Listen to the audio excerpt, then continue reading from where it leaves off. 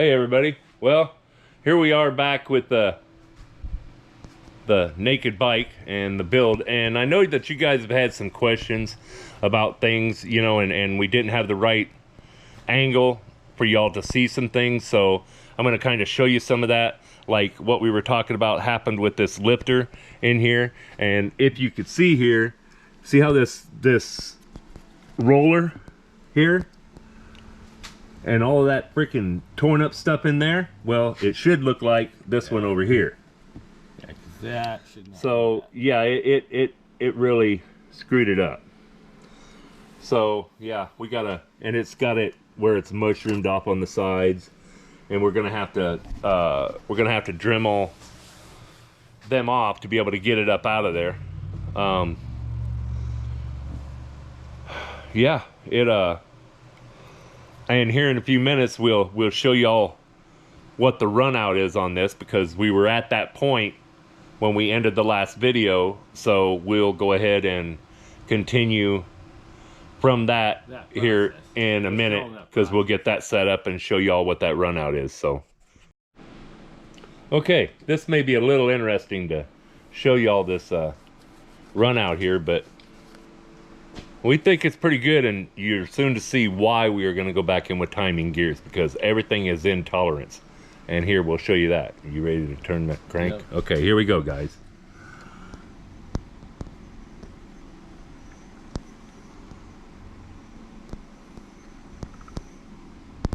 There is slim to none.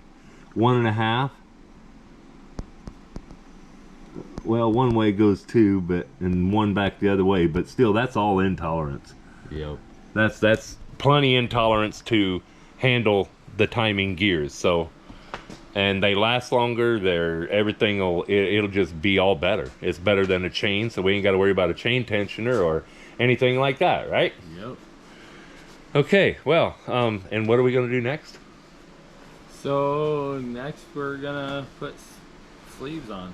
We're gonna put the cylinders. Put the cylinders on. Put the pistons and the cylinders on. And, yep. Okay. Well, we will get set up with that, and we'll be back in a minute. Okay, everybody.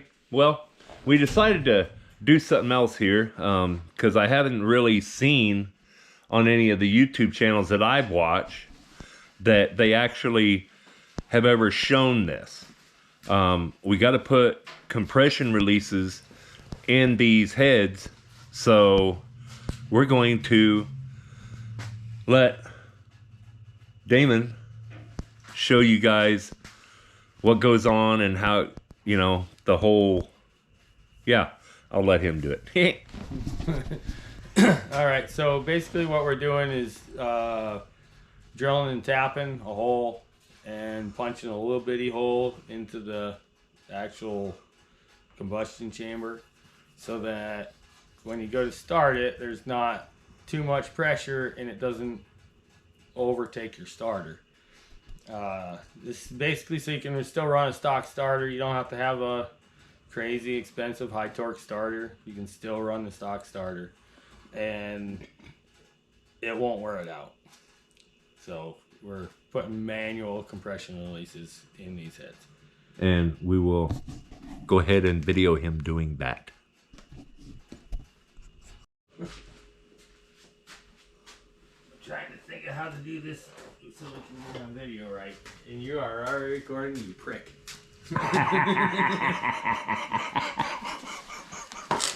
Alright, I guess I don't get to set it up right since he's already recording. Well, they might as well see this whole thing. Whatever. But you can see the jig that's on there. Yep. Special jig from Jim's, and I'll tell you, as far as tool makers, they make some good shit. And this jig is actually set up, as you can see here. It's got for the rear jug and then the front one.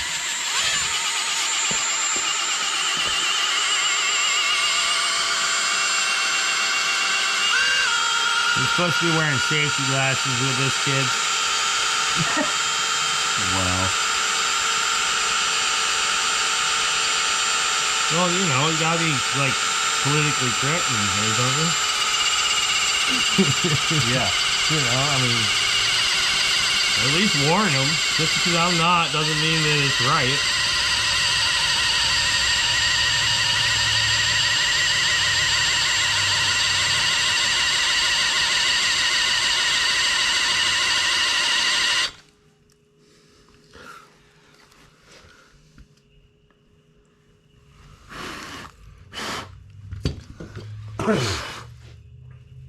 I'm just checking because I don't want to. Is it going in there? Yeah, it's going in. That's why I was like, I don't remember it taking this long last time. Yeah, it does. Hit the collar and you're done.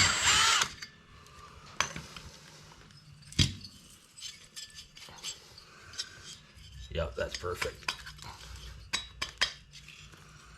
Show it right down in there.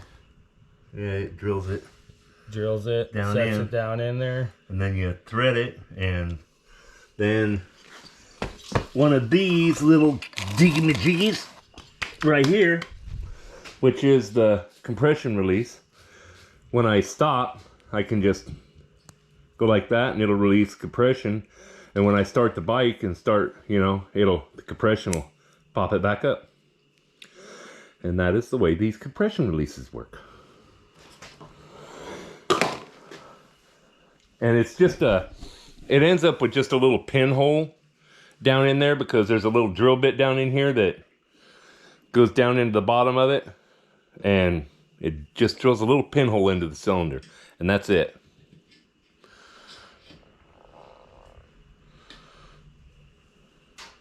And now he's threading it. So, yeah. And that's the way you do compression releases.